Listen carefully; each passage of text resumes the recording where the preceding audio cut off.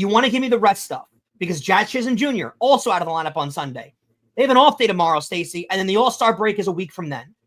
There is no reason for guys to be resting now, specifically when you're on a 6-game losing streak.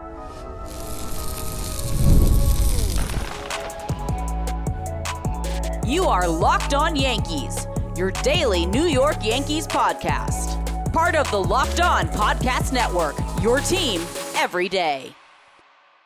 Welcome to Locked On Yankees, which is part of the Locked On Podcast Network, your team every day. Thank you for making us your first listen every day. I'm Stacey Gotsoulias.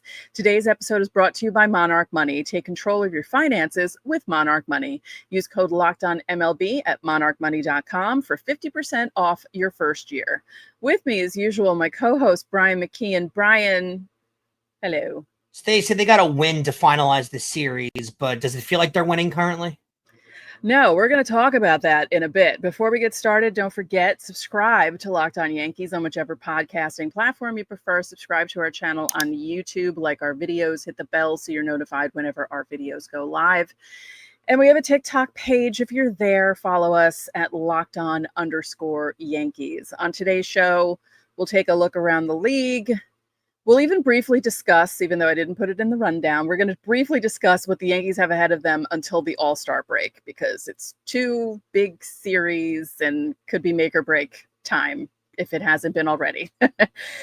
We're also going to discuss the past few weeks of this play. You know, it's great that they won on Sunday, but there's a real problem with this team, and we're going to dive into it in segment 2. But first, let's talk about the weekend. Here's my feeling about the weekend. If they had lost 2 out of 3, but didn't lose the previous 4 to Toronto, like they split in Toronto, or you know what I mean, and they weren't on a long losing streak, it wouldn't bother me that they lost 2 out of 3 to the Mets in Queens, because the Mets lost 2 out of 3 to the Yankees in the Bronx in May. You know what I mean? But the fact that they were riding this horrible streak, plus they had a horrible streak before that, we've had 2 6-game losing streaks this season. 2. And they're both in the last month. Yeah, the best team in baseball doesn't do that, Aaron Boone. It doesn't. So while I'm glad they won the game on Sunday, it's incredible to me, these 2 losing streaks. The one losing streak was they couldn't hit, right? The pitching was amazing and they couldn't hit. This losing streak, they were hitting fine for the most part. They scored a bunch of runs in a bunch of games, but the bullpen or starters, depending on the game, it's just, this whole weekend was just so odd to watch. And was I the only one who, when they were up 5-0 on Sunday afternoon, I wasn't the only one thinking to myself, they could possibly blow this. Well, I have a perfect analogy for that. You're a New York Giants fan, right, when it comes to football? Yes. You know, the last couple of years when the Giants would go up in a game and it got to the 4th quarter and another team started driving and you just knew they were going to find a way to lose the game? You knew somehow, some way they were going to find a way to lose. Yeah. The difference is the Giants are a general bad football team, especially over the last 5 years. They've been an awful football team, one of the worst in the league. Yes. The New York Yankees are starting to have that feeling, and I agree with you. On Sunday, me and you both exchanged a text around the 5th or 6th inning. How are they going to lose this game? Right. It just felt like a guarantee they were going to find a way. And Stacey, they did everything imaginable to try and do that. Between the Pete Alonso home run and the Mets putting runners on base every inning, constant pressure. They really, really, and I'm going to be quite honest with you, if Cody Bellinger doesn't make an outstanding play in left field, they probably do lose the game. Oh, if Juan Soto hits a triple there, they probably lose the game because all the momentum goes over to the Mets. The Mets tie the game, and it's back to square one. That was the game-saving play. It was an unbelievable play, by the way. Cody Bellinger deserves his credit. That was an unbelievable play. Yeah. But can I ask you this? And I know Cody Bellinger's been great. Hasn't played a lot of left field this year. Why is Dominguez not playing there? Why is Dominguez not an everyday player that's playing there? If you're looking for development for a guy that's been probably your best hitter over the last 2 or 3 weeks, why is he not in the lineup? He was good enough to lead off on Friday. He's in the lineup on Saturday, and then he's not playing on Sunday. You want to give me the rest stuff because Jazz Chisholm Jr. also out of the lineup on Sunday. They have an off day tomorrow, Stacey, and then the All-Star break is a week from then. There is no reason for guys to be resting now, specifically when you're on a 6-game losing streak. If you won the first 2 games against the Mets and you split in Toronto and you're playing fine baseball and you want to reward those guys with a day off and so they get 2 in a row, absolutely.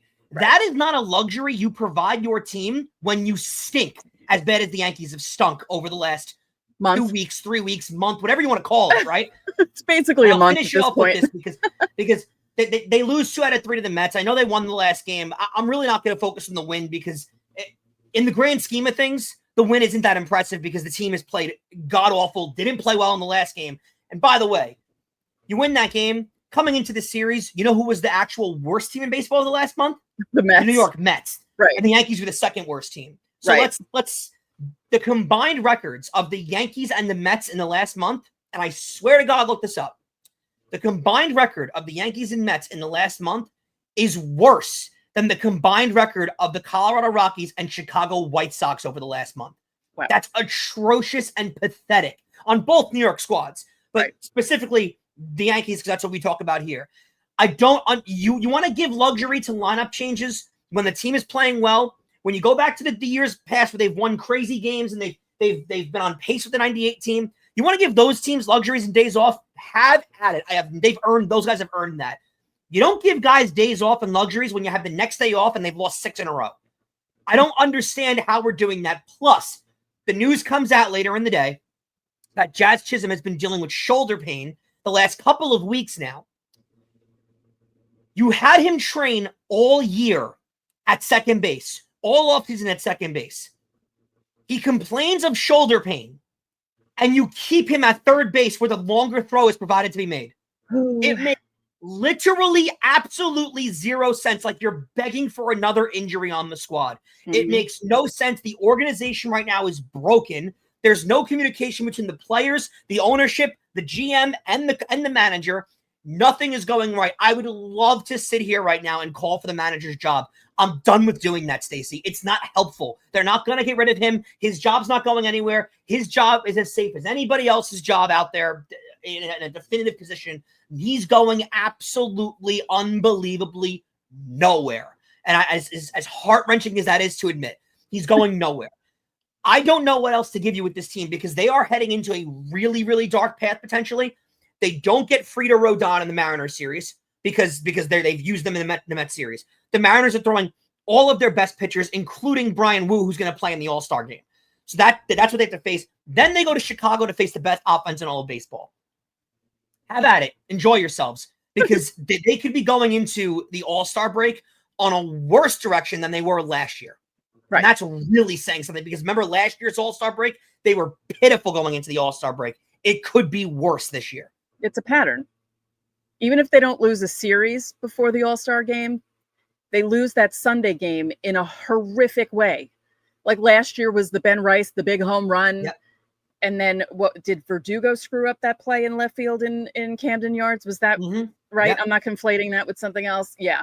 And then there was that series against Houston was it 2021 where they were up big and Gary Sanchez was wearing the coat and they were doing all this stuff. And then Houston came back and walked off on them. And it was just embarrassing. And that's why I said last week to keep an eye on, especially the Cubs series heading into the All-Star break to see what actually happens there, because it could be really bad.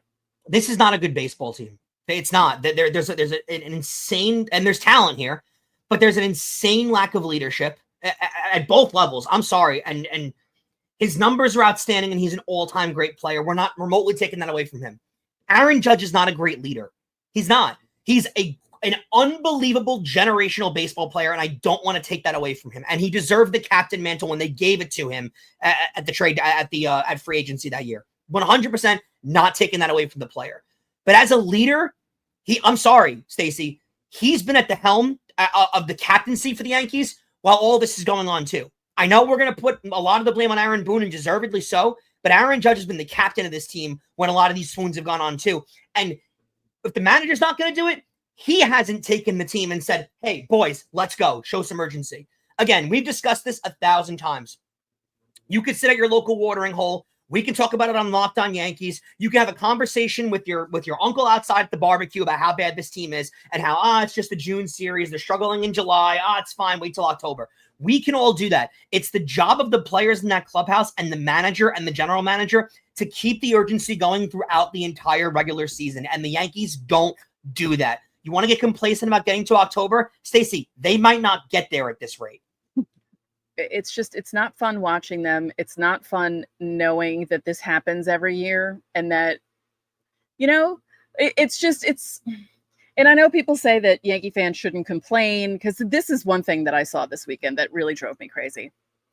The same people who make fun of the Yankees for doing badly also say something about Yankee fans when we complain about certain things, like, oh, you root for the Yankees, you're such brats complaining. I root for the White Sox and this and that. And it's like, yeah, but why can't we complain when our team doesn't play well? Like, especially because our team spends over $300 million on payroll.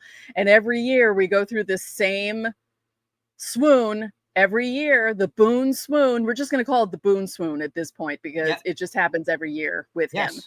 And there's almost no accountability. It's all, oh, we'll get out of it. Really?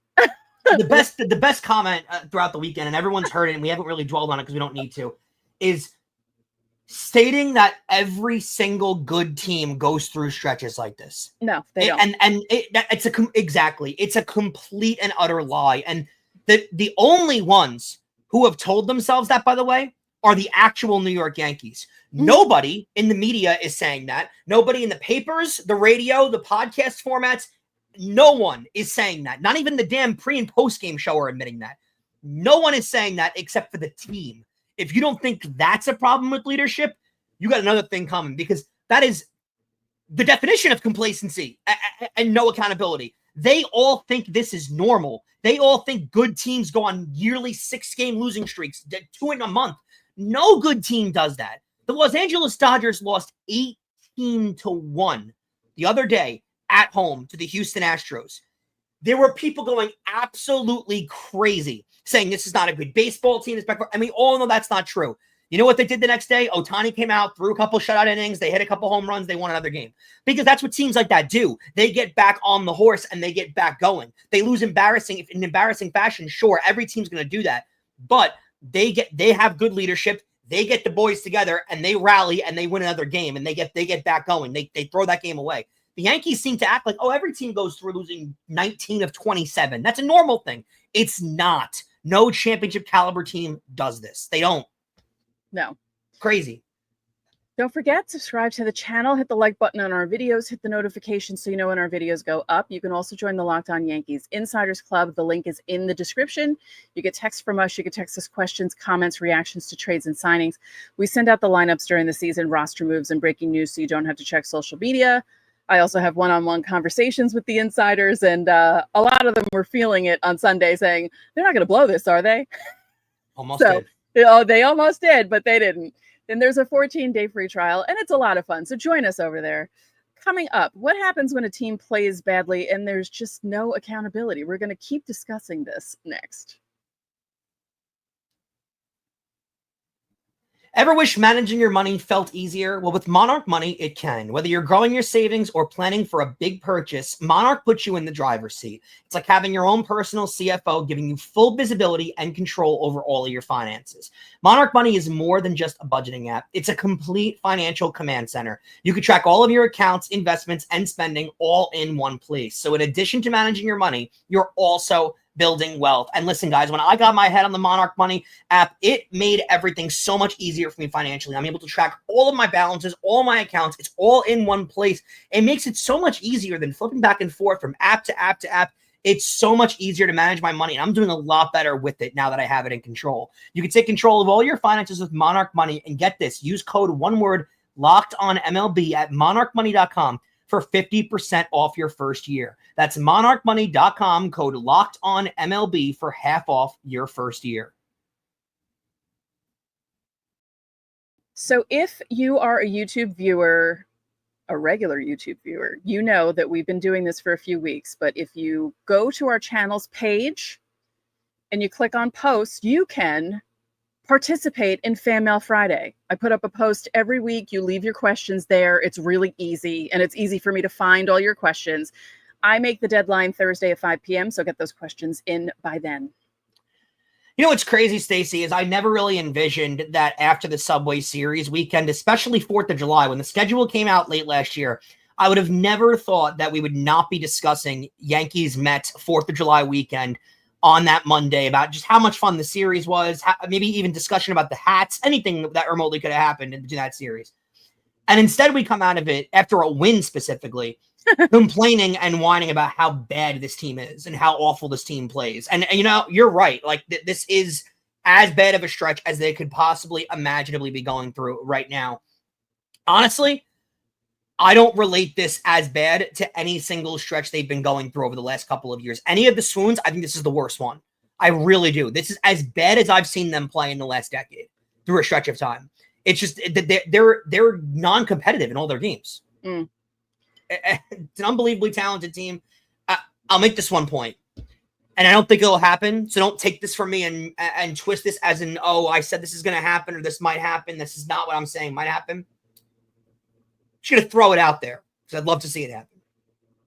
If they fired Aaron Boone after the All-Star break, I do think this team has potential to have a jolt given to it because there is talent on this roster. There is talent on this team. There is potential that they could revamp things and get things going. And one of the main things, I would replace him immediately with Matt Blake.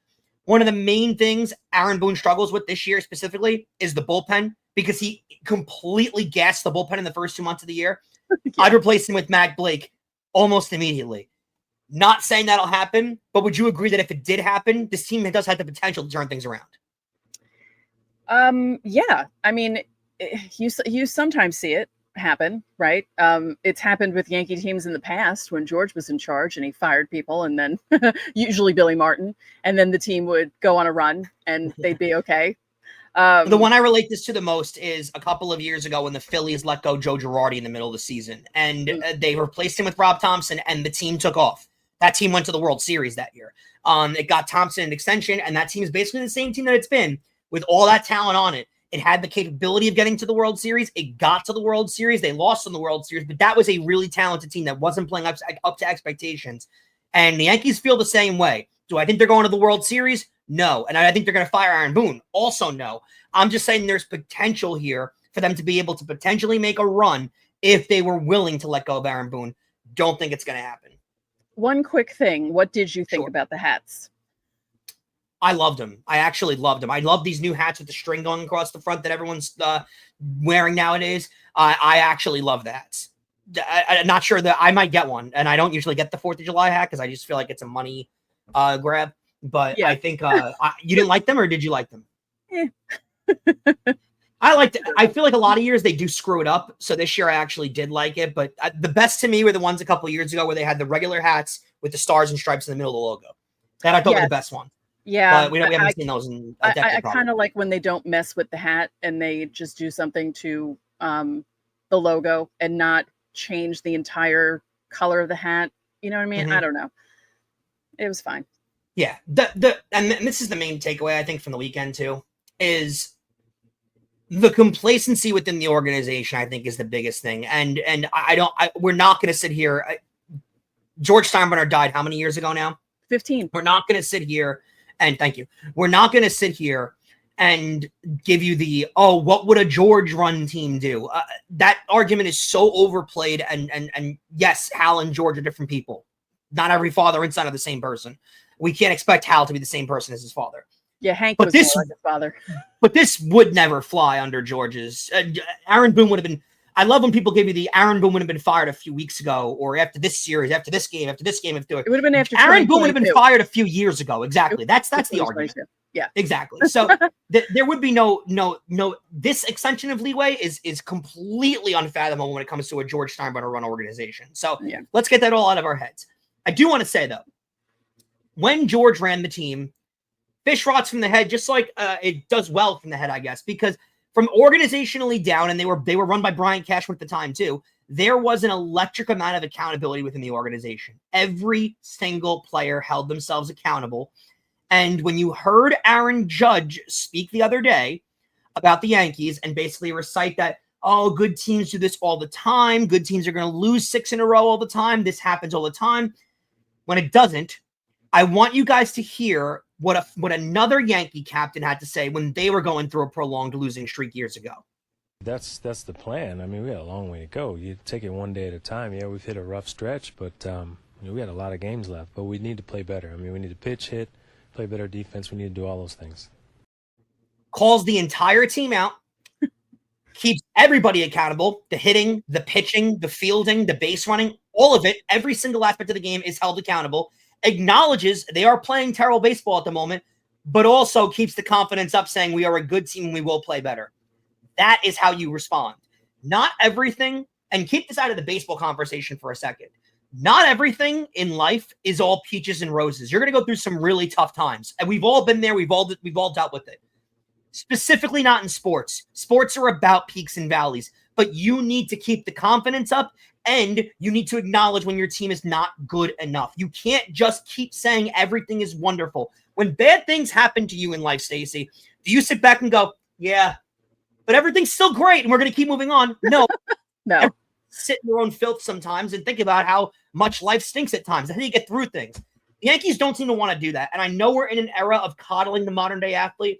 And I know part of that era contributed to the firing of Joe Girardi. But there needs to be a little bit of accountability, a little bit of pressure, a little bit of something with this team. Because over the last couple of years, there's none of that. And it all has contributed to an annual Boone swoon while he's leading the team. Mm-hmm. So we can draw all the parallels we want. We can sit here and give you all the comparisons we want. That, to me, are the two biggest things, though, because if the manager doesn't want to take care of it, fine. The last line of defense is the captain of the team. He can take care of it. And Derek Jeter did in that clip. Aaron Judge has not. What do we think of some of the quotes from Boone exclaiming that this team is the best in the American League after they got swept by Toronto in 4 games and lost first place? Yeah, he said they're the best team in baseball. How do you say that with I understand wanting to not dump on your players, right? But you can't, that's almost like gaslighting at this point. Yeah, that's 100% what it is. You're gaslighting them at this point into thinking that they're the best team in the American League when they're clearly not. Houston's better than them. Detroit's better than them. The Blue Jays right now are playing better than them. The Rays, I can go on. But how do you say that with a straight face? How did any of those reporters not laugh at him when he said that? I don't understand why. It's a really good point on your part. It's again, you have to have some realism in this too. And I do love that comment coming out too, because it's treating the fan base like we're a bunch of morons. Quite frankly, that's exactly what it is. We're all watching the games. Yeah. We all see what's happened. They're a really, really bad baseball team, Stacey. In their last 10, they're 3-7. Yeah. This is not a good baseball team.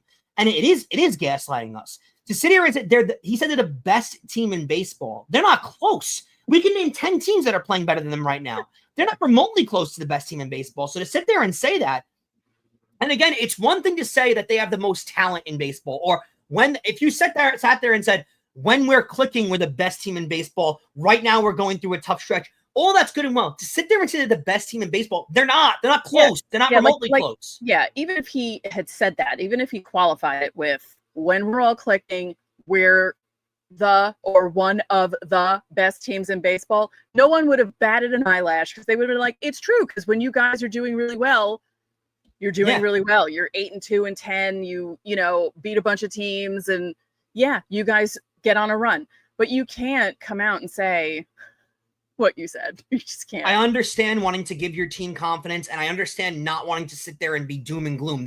Joe Girardi, for all the credit we give him, Joe Girardi, when they went through bad stretches, would sit there and look like the world is ending. You could physically see his hair falling out during press conferences. You could see it turning gray right in front of you. He was miserable. He took losses very hard. He cried after the 2017 ALCS. So we've seen it all. It's rough. I did too, Joe. Well, so sure, but yeah, exactly. But we've seen it before. But it's another thing. We want the confidence for sure, but to sit there and just blatantly lie as if we're all not watching the same sport. I mean, this is the guy who sat there, and this is the organization that sat there and told you that, X player, Y player, when their averages are horrible, are great players, seeing the ball well, having good swings. Enough's enough, Stacey. We're all watching the same games. We know when a guy's not playing well. And we all acknowledge it. The whole media acknowledges it. Everyone around the team acknowledges it, except the actual team. How is that healthy? Yeah. All right, coming up, a couple of guys are joining Aaron Judge on the All-Star team. So we'll briefly discuss that. And then we're going to look around the league because some stuff is happening there as well. So join us for that next.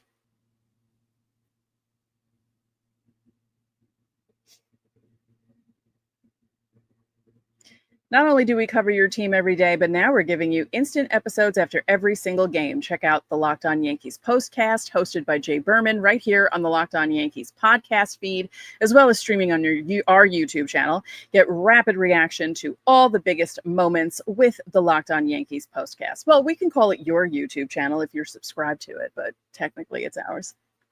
The Washington Nationals are 4-6 in their last 10. They just fired their GM and manager earlier Sunday night.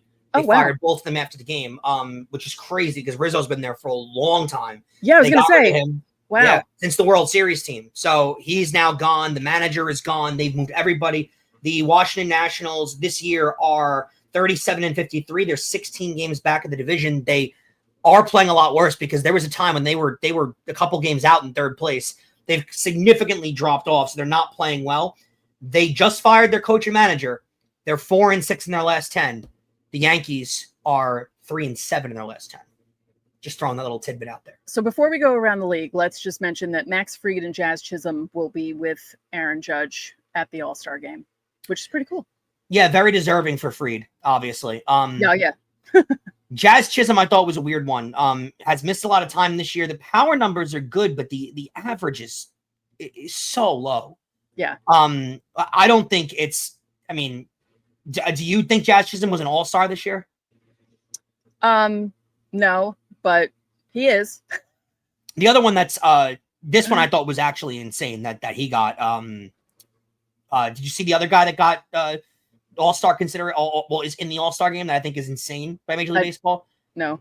Julio Rodriguez for the Mariners. And I know he's a household name and he's a superstar type talent. Stacey, he's hitting 247 with 11 homers, 43 RBIs, and a 695 OPS. That's not all-star. That's Anthony Volpe. That's not that is not all-star numbers at all. Speaking of that, did you see the video of Anthony Volpe's dad supposedly yelling at Mets? I saw his dad yelling at Mets fans defending his son. Did you also see Anthony Volpe tossing a ball as if more could go wrong when Anthony Volpe tossing a ball back like they normally do and drilling Aaron Judge in the face? I mean, if that's not a microcosm of how this Yankee season is gone, I don't know what is. I made a joke and said, "Oh, so Anthony Volpe can hit something after he hit Judge," and then he hit a home run. But you know, this season has just been absolutely ridiculous. Not even the season. This last month has been absolutely ridiculous. Yeah, we're not even at mid-July yet, and it's taken years off our life. It's exhausting this season. It really is. It is. So let's go quickly through this. Let's mention this first because it's terrible and awful, and we knew about this months ago, but former White Sox reliever Bobby Jenks passed away, 44 years old. He was on the 2005 White Sox team. They broke that really long curse, 88 years. He also pitched for the Red Sox in 2012. But this poor man was diagnosed with stage 4 stomach cancer out of nowhere. Mm-hmm. His house burned down in the fires in California, lost basically everything. And he was in Portugal, I guess, trying to get like treatments for the stomach cancer, but he ended up passing away. And that's just 44, now that I'm way past it, is so young, really, and just awful. And I really hope that, because he lost a lot and he had money issues and everything. I hope the White Sox do something good here and help out his family. Yeah, devastating to see. Really upsetting stuff. One of the first pitchers that I have memories of watching baseball and stuff. So really, really sad stuff just to see that. Really, I do hope the White Sox, like you said, do something to help his family out. Would be really, really nice to see. In other transactional news across the league, the Yankees traded minor league catcher Alex Jackson to the Orioles. They got international bonus pool money back in return. I think it was about $250,000 they got back in return for bonus pool money. weird note, the Yankees have been really good with catchers developing over the last couple of years. The league now is littered across with former Yankee catchers all over the place. So you're clearly seeing the upgrades they've made in their developing catcher department. Tanner Swanson's done an unbelievable job with this organization. I mean, really. So hats off to him. This is a crazy story, Stacey. The Atlanta Braves, they re-signed their relief pitcher, Jesse Chavez, back to the team. It's now his 7th stint with the Braves, his 6th since 2021. This is not a DFA waivers bring back situation. This is release, re-sign, release, re-sign. The 7th time with Atlanta. That's crazy. I mean, I've never heard of anything like that. He's also 41, which is also crazy. Nuts. I mean, you don't see this a lot in baseball anymore. No. Just, I mean, wild story. And then across the division, the Blue Jays placed Andres Jimenez on the 15-day IL due to an ankle sprain. He suffered that on the slide that he had against the Yankees last week. He missed one of the games in the Yankees series. So that IL stint is now placed retroactive back to that date.